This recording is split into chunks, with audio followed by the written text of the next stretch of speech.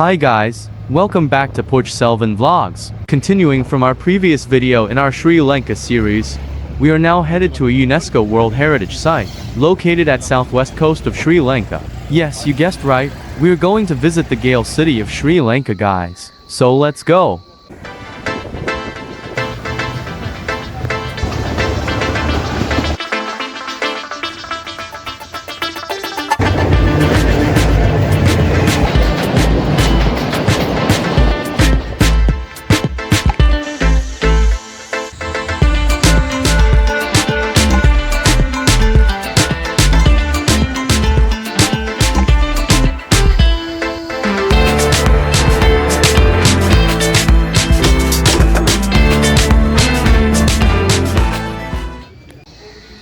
The best way to reach Galle City is to take the coastal train in Sri Lanka. Yes, it is a scenic railway route that runs along the southwestern coast, primarily between Colombo and Matara, with a recent extension to Beliata. It's known for its beautiful ocean views and is a popular choice for tourists and locals alike. Sri Lanka's train system offers three classes of travel: first class, second class, and third class. First class typically features air conditioning and reserved seating, while second class offers comfortable seating with fans. Third class, the most affordable option, provides basic bench seating.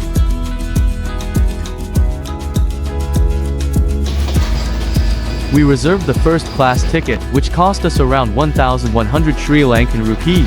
It's a 2.5-hour journey, and we enjoyed the scenic route from Colombo to Galle. The journey offers glimpses of the Indian Ocean, charming coastal towns, and beaches, and this scenic train ride is generally reliable, but it's best to be prepared for some potential delays.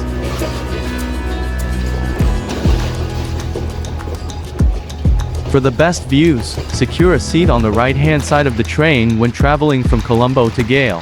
This route was one of the earliest railway lines built in Sri Lanka than Ceylon. The route was designed to follow the coastline, providing passengers with picturesque views of the Indian Ocean and the opportunity to experience Sri Lanka's southern coast.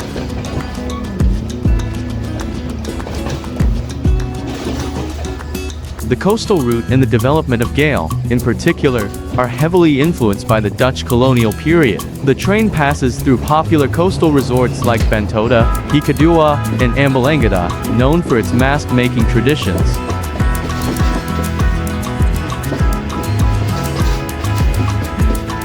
The journey offers glimpses into local life as the train passes through villages and agricultural areas.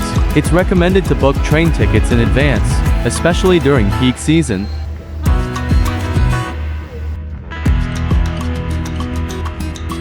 Many of the original tracks and infrastructure remain in use today, giving the railway a unique, somewhat antiquated feel. Sri Lanka's railway network includes both older lines and newer ones. Some older tracks are known to be in less than ideal condition, leading to a bumpy ride.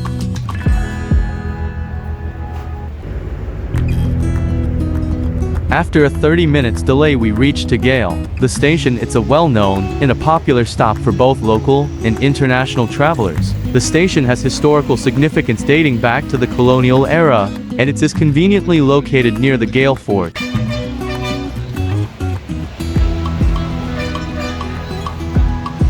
The Galle city is well connected with public transport and tuk-tuks. The bus station is just left side of the Galle train station, and the private buses for intercity connection are at the opposite side of the train station.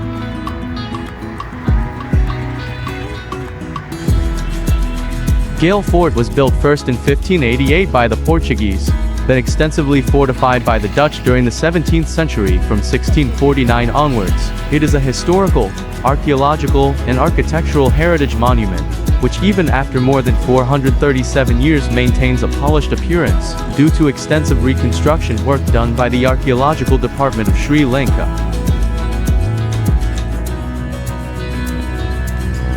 The fort has a colorful history, and today has a multi-ethnic and multi-religious population. The Sri Lankan government, and many Dutch people who still own some of the properties inside the fort, are looking at making this one of the modern wonders of the world.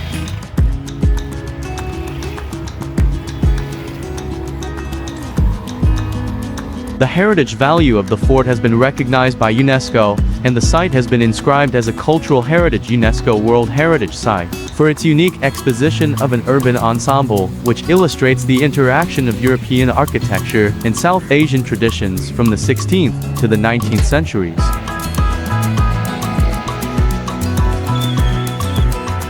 The Galle Clock Tower can be found inside the Galle Fort, immediately within its ramparts. The clock tower was built in the late 19th century in honor of Dr. Peter Daniel Anthonish, a colonial surgeon born in Galle who cared for the people of the southern province. Dr. Anthonish was also a part of the Legislative Council of Ceylon, which was the first representative government body in Sri Lanka.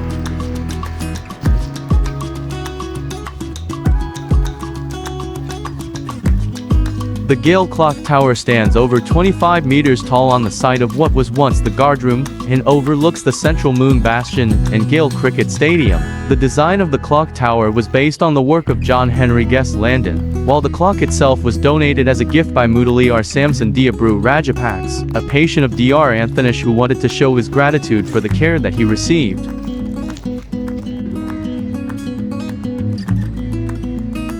The clock no longer tells the time, but the monument to the doctor still stands, and is today a major landmark for visitors to the historic Galle Fort. Although the clock tower was built during the time when Sri Lanka was under British rule, the statues dotted around the structure were erected after Sri Lanka achieved its independence.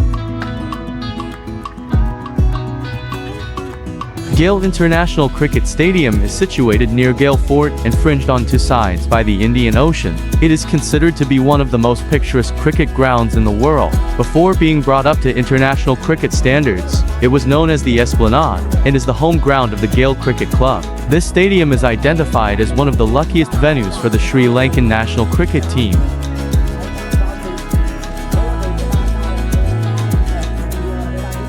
After visiting the historic clock tower, we headed towards the streets of Galle. Try to visit this place in the early morning by sunrise or in the evening for the sunset. These golden hours are delightful to watch.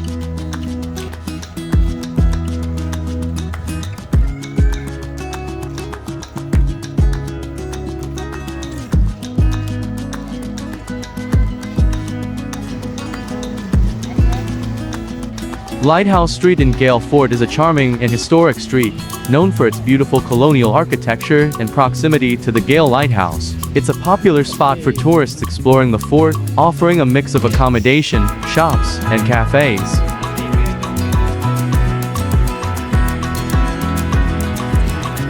Lighthouse Street is easily accessible within Galle Fort, making it a convenient base for exploring the fort and its surroundings. The street is lined with well-preserved Dutch colonial buildings, many of which have been converted into boutique hotels, guest houses, and restaurants. The street offers a tranquil and picturesque atmosphere, with a mix of old-world charm and modern amenities.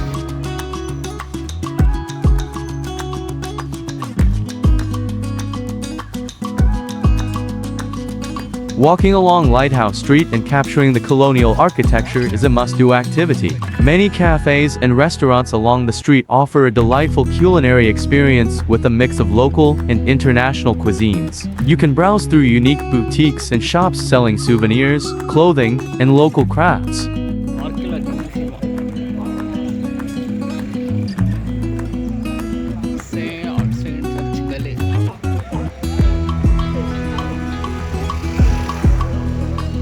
The best months to travel to Galle are between December to April, as there is little rain, so it is relatively dry during these months. However, throughout the year, even during the monsoon months of May to September, there is much to see and do here.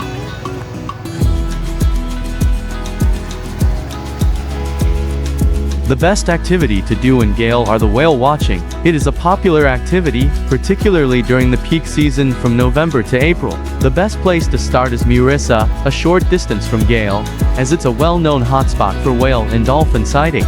You can find various tours departing from Galle, including those organized by the Sri Lanka Navy and private operators.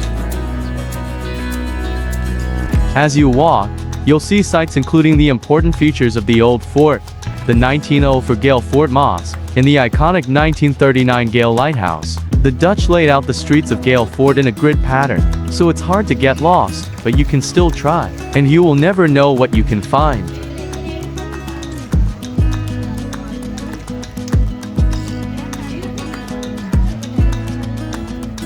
Galle has a laid-back nightlife scene with a focus on cafes, restaurants, and bars, particularly within the Galle Fort area. While not known for bustling nightclubs, there are options for enjoying evening drinks and socializing. For those seeking a more vibrant party atmosphere, nearby towns like Unawatana, Weligama, and Hikkaduwa offer more nightlife options.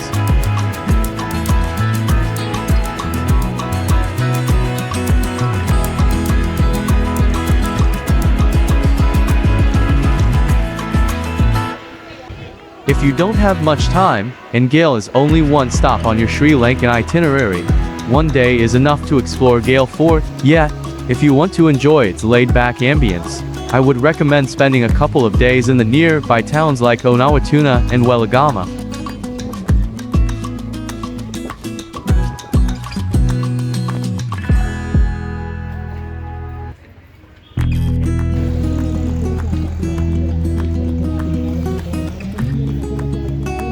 After visiting the Galle Fort, we returned back to the Galle bus station. From there we are headed to Weligama, a town on the south coast of Sri Lanka, located in Matara district and in the southern province.